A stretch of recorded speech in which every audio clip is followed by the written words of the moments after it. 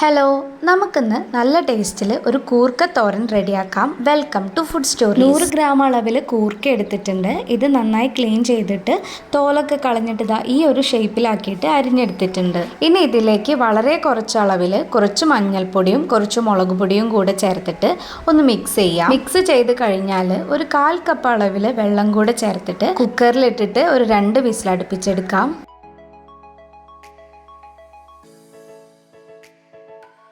ഇപ്പോൾ ഈ ഒരു പരുവത്തിലായിട്ട് നമുക്ക് എല്ലാ പീസും നന്നായിട്ടൊന്ന് വെന്ത് കിട്ടിയിട്ടുണ്ട്. ഇനി ഒരു പാൻ ചൂടാക്കി അതിലേക്ക് 1.5 ടേബിൾ സ്പൂൺ അളവിൽ വെളിച്ചെണ്ണ ഒഴിച്ചു കൊടുക്കാം. വെളിച്ചെണ്ണ ഒന്ന് ചൂടായി വരുമ്പോൾ ഒരു 1/4 ടീസ്പൂൺ അളവിൽ കടുക് ചേർത്തൊന്ന് പൊട്ടിച്ചെടുക്കാം. ഇതിലേക്ക് ഇനി 4 വെളുത്തുള്ളി ചതച്ചതും കുറച്ച് കറിവേപ്പിലയും കൂടെ ചേർത്തിട്ട് നമുക്കൊന്ന് വഴറ്റിയെടുക്കാം. ഒരു 30 സെക്കൻഡ് ഒന്ന് വഴറ്റി കൊടുത്തതിന് ശേഷം ഇതിലേക്ക് ഒരു 15 ചെറിയുള്ളി ചെറുതായി അരിഞ്ഞതോ അല്ലെങ്കിൽ ചതച്ചോ ചേർത്ത് കൊടുക്കാം. എന്നിട്ട് ഒരു 2 മിനിറ്റ് നേരത്തേക്ക് നമുക്കൊന്ന് വഴറ്റി കൊടുക്കാം.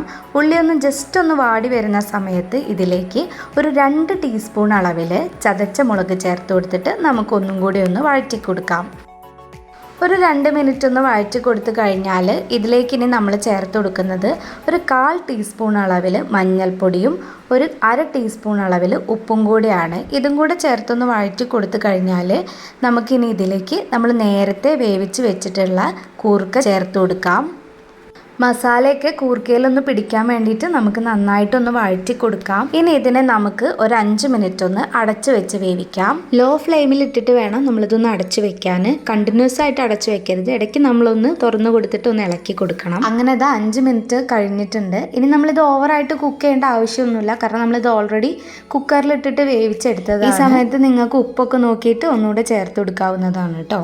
അങ്ങനെ നമ്മുടെ കൂർക്കത്തോരൻ റെഡി ആയിട്ടുണ്ട്. വളരെ പെട്ടെന്ന് തന്നെ ഉണ്ടാക്കാൻ പറ്റുന്ന ഒരു റെസിപ്പിയാണ്. അപ്പോൾ എല്ലാവരും ട്രൈ ചെയ്യുക. വീഡിയോ ഇഷ്ടപ്പെട്ടാൽ ചാനൽ സബ്സ്ക്രൈബ് ചെയ്യാനും സപ്പോർട്ട് ചെയ്യാനും മറക്കരുത്.